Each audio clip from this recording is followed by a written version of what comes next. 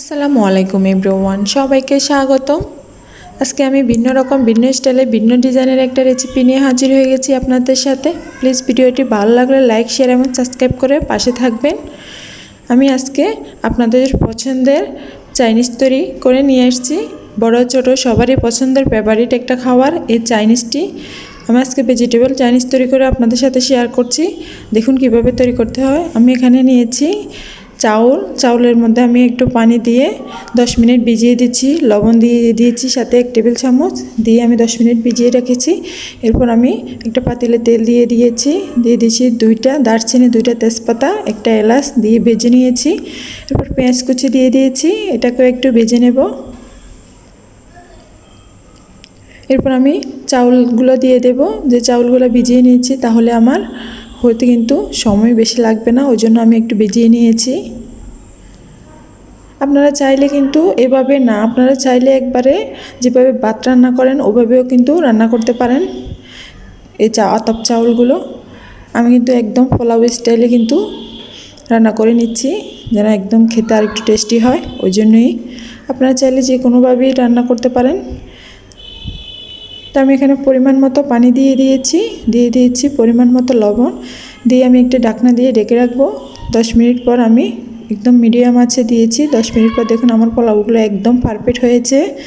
এই ভাতগুলা একদম জর্জরা হতে হবে, না হলে কিন্তু পারফেক্ট চাইনিজ তৈরি হবে না। এক্ষেত্রে কিন্তু আপনার এই ভাতগুলোকে একটু ঝরঝরা করে নিতে হবে।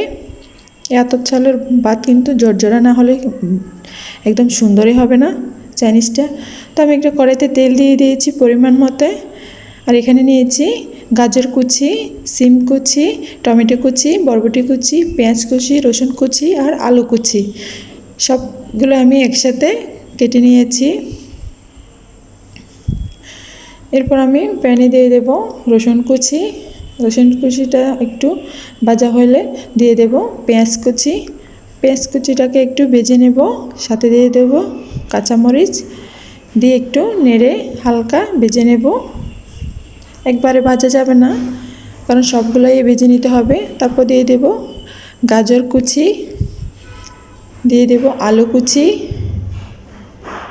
দিয়ে দেব সিম কুচি, দিয়ে দেব টমেটো কুচানোগুলো কিন্তু আমি রেখে দিয়েছি, এখানে আস্তগুলো দিয়েছি। দিয়ে দেব বরবটি কুচি, দিয়ে দেব স্বাদ মতো লবণ। এখানে কিন্তু আমি হলুদের গুঁড়ো একদম পরিমাণে কম ব্যবহার করেছি, আপনারাই দেখেন। মরিচের গুঁড়োও আমি একদম কম সামান্য পরিমাণে ব্যবহার করেছি। দিয়ে দিয়েছি গোলমরিচগুলো 1 টেবিল চামচের মতো, দিয়ে দিয়েছি টেস্টি সল্ট, আর দিয়ে দিয়েছি ম্যাজিক মশলা, সবজির মশলা। এটা দিলে কিন্তু স্বাদ আর একটু বেড়ে যাবে। চাইনিজ রান্না করতে যদি আপনি সবগুলো উপকরণ একসাথে করেন তাহলে জাস্ট অসাধারণ হবে। এরপর আমি সবগুলো একটু ভালো করে নেড়ে ভেজে নেব। হালকা আছে সবগুলো আপনাকে ভেজে নিতে হবে। একবারে কিন্তু নরম করা যাবে না এই চাইনিজটা, এগুলোকে হালকা আছে ভেজে নেবেন। ভাজা হয়ে গেলে এরপর আপনি এখানে দিয়ে দেবেন একটা ডিম। আপনারা চাইলে আরও কম বেশি দিতে পারেন, আমি এখানে একটাই ব্যবহার করেছি, আপনারা চাইলে আরও বেশি দিতে পারেন, সমস্যা নেই। যার যতটুকু পরিমাণ অনুযায়ী অতটুকু বানাবেন। আমি আমার প্রয়োজন অনুযায়ী বানিয়েছি, আপনারা আপনাদের প্রয়োজন অনুযায়ী বানাবেন। এরপর দিয়ে দেব টমেটো সস,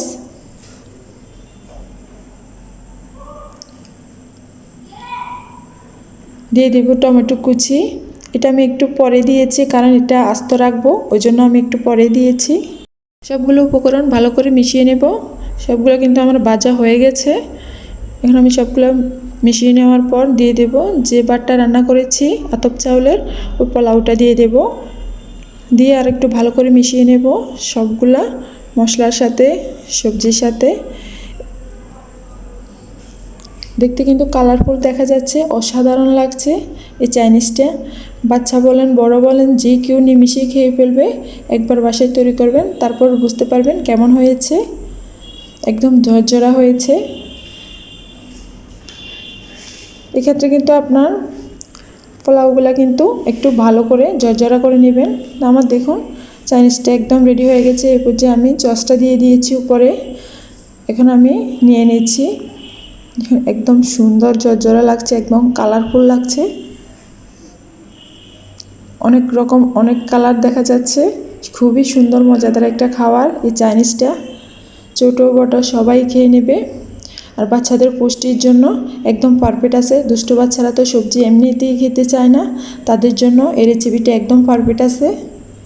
প্লিজ ভিডিওটি যদি ভালো লাগে তাহলে লাইক, শেয়ার এবং সাবস্ক্রাইব করে পাশে থাকবেন নিত্য নতুন ভিডিও পাওয়ার জন্য। আমার এই আজকের এই চাইনিজটা কিন্তু অসাধারণ হয়েছে। আপনারা যদি বাসায় তৈরি করেন তাহলে বুঝতে পারবেন কেমন হয়েছে, আমাকে অবশ্যই কমেন্টে জানাবেন। এরকম একটা চাইনিজ বাসায় তৈরি করলে আর রেস্টুরেন্ট থেকে খাওয়ার কি দরকার, একদম পারফেক্ট একটা চাইনিজ হয়েছে। আপনারা ভিডিওটা দেখে অবশ্যই বাসায় তৈরি করে নেবেন।